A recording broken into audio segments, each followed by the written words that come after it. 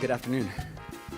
Thank you, Karina, for that, and congratulations to Dr. Diaz. He was great, especially for the undergraduates at Davis. I worked with him and met with him too. First off, what an amazing weekend, what an amazing event, and I have to recognize Olivia Campa for, I have to every time I get up and speak, so if we could give it up for Olivia for putting this together. I mean, look at this. This is, the conference sold out, and there was some doubt about that, but we sold it out. Also, this is a big weekend for the fourth-year medical students, many of whom matched, and so a big round of applause for the fourth-year medical students. Congratulations to them. And, on behalf of our chapter especially, we really want to welcome you guys.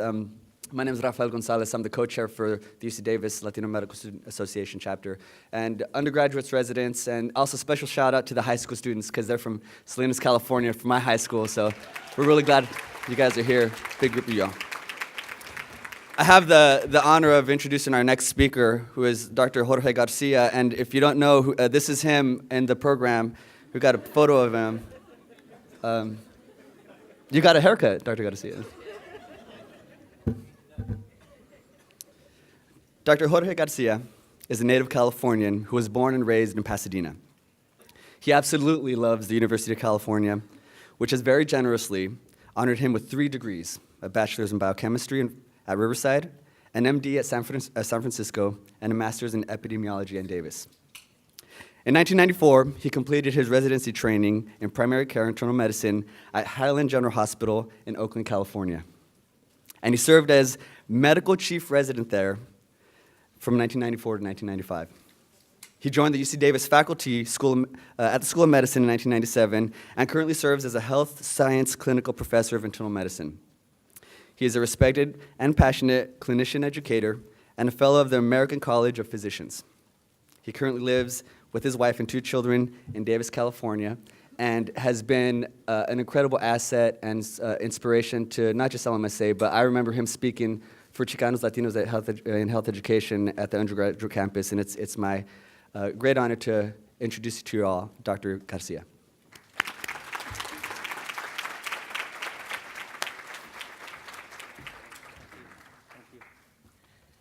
Thank you. What Rafa didn't tell you was that was a self-portrait. So I got skills, folks.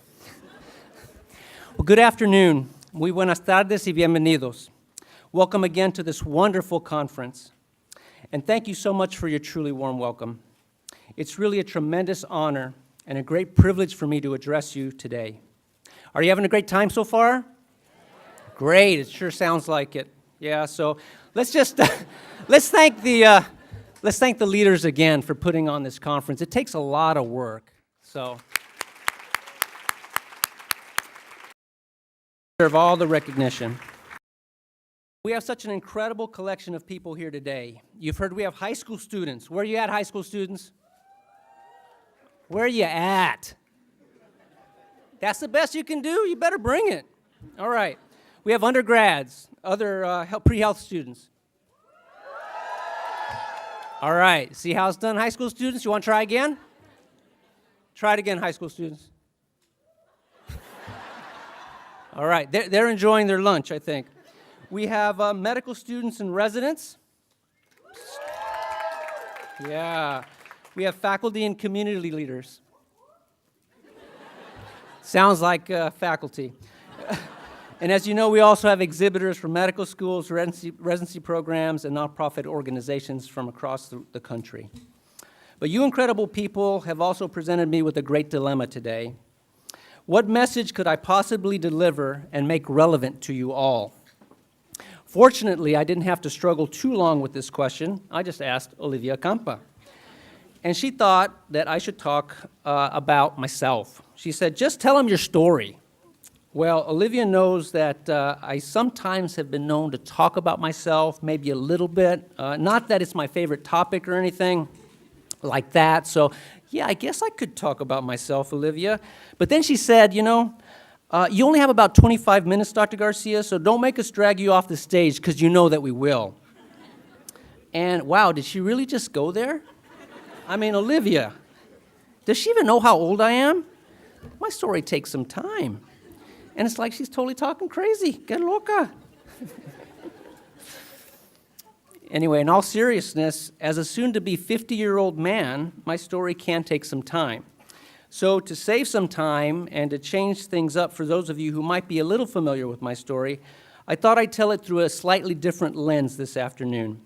I think it will fit in nicely with the theme of our conference, transforming our script in medicine, advancing leadership in policy, research, and community. So let's go. In what is one of his best known and most beloved fairy tales, The Ugly Duckling, Hans Christian Andersen tells the story of an awkward misfit whose true identity is hidden from everyone, even the misfit himself, until a critical stage in the character's development.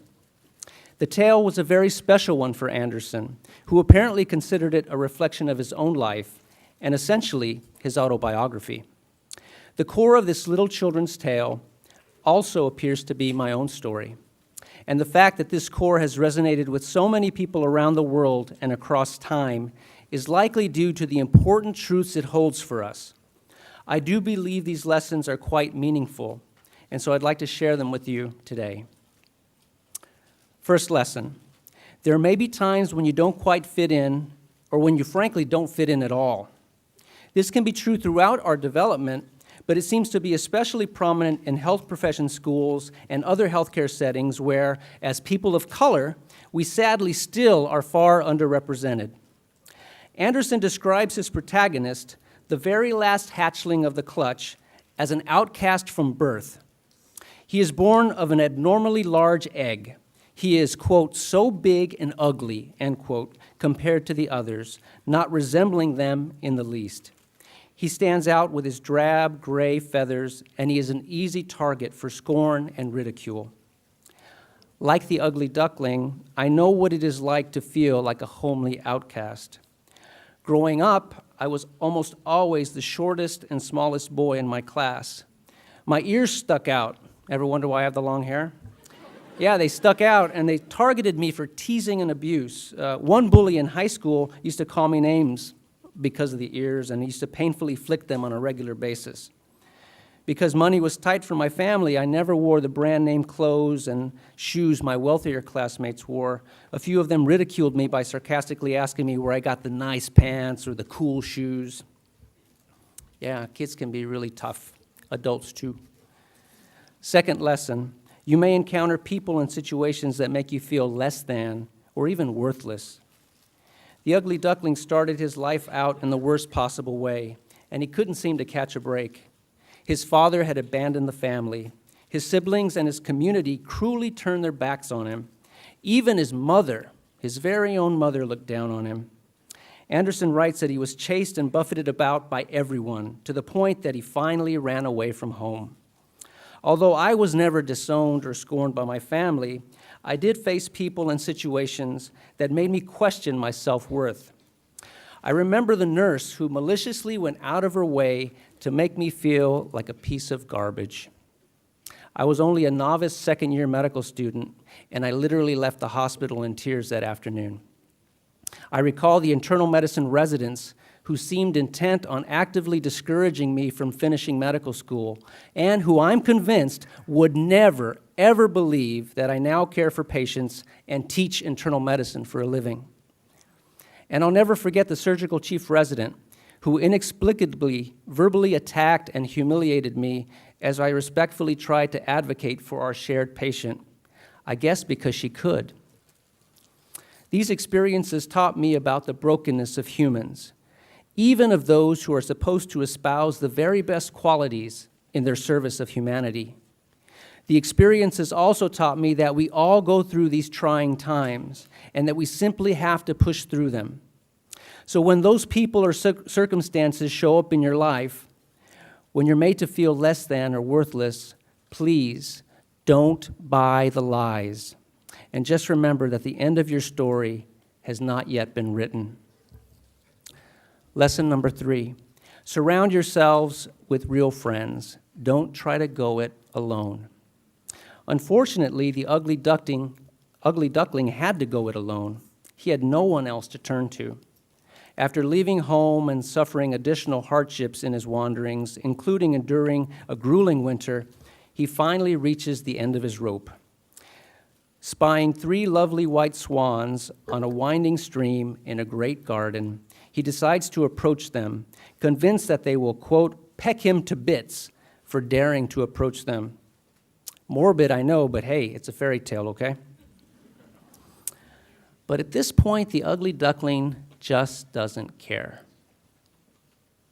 He now thinks it is far better to be killed by the swans than to have to endure another miserable second of life as such a very ugly duck. Fortunately, I've never had to face life's hardships and challenges alone. I always have had the love and support of family and a few really good friends. This is undoubtedly one of the main reasons why I'm standing here before you today. So please, don't go it alone. Seek and surround yourselves with real friends and real family. The fourth and final lesson: do your best to hang in there until you become the person you were made to be. This will no doubt require some effort on your part, especially as you chase fantastic dreams. In the fairy tale, the ugly duckling swims toward the splendid swans, hoping to end his life of misery. The great birds see him and sweep down upon him with their rustling feathers raised. He then merely bows his head down and he says, "Kill me," as he waits for certain death. But as he glances into the waters of the clear stream, he is surprised to see his own real image. And it is no longer the reflection of a clumsy, dirty gray bird, ugly and offensive. What he sees is that he is now a fully mature and incredibly beautiful swan. In an instant, his life changes. Rather than killing or harming him, the great swans actually embrace him, swimming all around him and stroking him with their bills. Recognizing his true beauty now revealed, they actually bow in his honor. Poof, from zero to hero in an instant. We should all be so lucky. In real life, there are very few overnight successes, and there is real struggle. I was a gifted high school student, but found that at best I was an average to slightly above average college student. And I had a difficult time accepting this and working through the challenges I faced. But with God's help, the love and support of family and friends, and an awful lot of work, I miraculously ended up at the UC San Francisco School of Medicine. On my first day of medical school, during an inspiring welcome speech delivered by an amazing and charismatic faculty leader, I caught a small glimpse of the incredible life I could enjoy as an academic physician. Please note that this was not a goal I ever aspired to have when I started medical school. So right in that moment, I saw a new path for my life. I saw the impact that I could have on the lives of medical students and young people from all different walks of life, Latino, non-Latino alike. But additional challenges lay before me, immense challenges that I couldn't even begin to imagine or anticipate that day. I struggled in and out of the classroom. I struggled on the wards and in the clinics. As I mentioned, very few of my residents and attendings, my teachers, very few of them encouraged me or nurtured the potential inside me. So many more seemed to go out of their way to discourage me. At the time, I was so self-centered that I couldn't understand the greater design at work in my life, the reality that I would have to walk this difficult path to awaken and shape and forge the man I was designed and destined to become. In fact, if I have in any way been successful as a physician educator and mentor, it is only because I have so clearly seen, so deeply felt, and so genuinely desired to become the teacher I never had, the kind of teacher I feel our professions and our communities truly need. I have to emphasize that this was not the script that the world would have me follow. Others were perfectly willing to label me a disappointment, a farce, an abject failure, a student with no redeeming value. So how do we transform or frankly reject these highly deceptive, destructive, dead-end scripts? We do so by responding to the clarion call of greatness that blares from and resounds within us. We do so by peering into the mirror, gazing into our very souls, and clearly seeing our true identities. We are the current and future healthcare leaders our broken world so desperately needs. We are the thought leaders, the educators, the change agents, the policymakers, the scholars, the researchers, the community activists, the visionaries, the bridge builders, and the inspiring hope that our broken world so desperately needs. Peer into the mirror, gaze into your souls, and clearly see your true identities. LMSA, if we can all unlock our potential and fully realize the dreams we've been given, the world will see our true colors. The world will see us soaring high above the embarrassingly low expectations they too hastily and too easily set for us. And once we arrive, the world will have no choice but to marvel at our beauty and to exclaim like the delighted little children who finally saw the ugly duckling for the beautiful swan he actually was.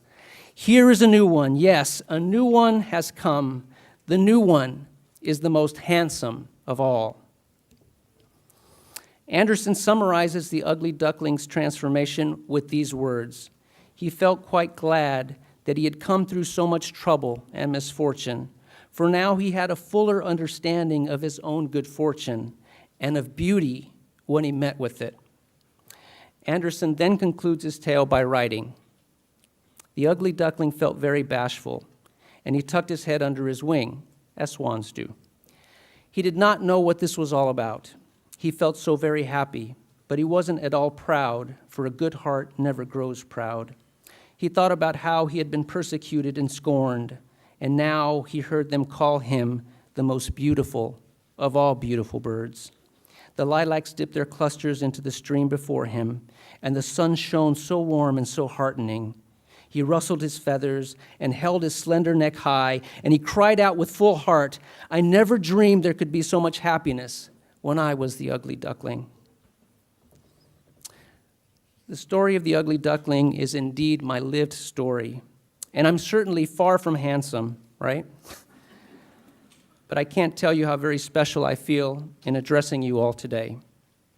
But today is truly not about me. It is actually all about you and your individual unfolding stories, and about our collective strength. And please believe me when I say our people, our communities, and the annals of history just can't wait until the great endings to your stories are finally written. So remember, people, remember LMSA, these simple lessons from a children's fairy tale. Find out who you were made to be and become that person. You are not the ugly ducklings the world has scripted you to be. You were made to radiate the regal beauty of the swan. Become those swans and truly enjoy the happiness you were meant to experience. Thank you very much, and may Almighty God bless each and every one of you today and always.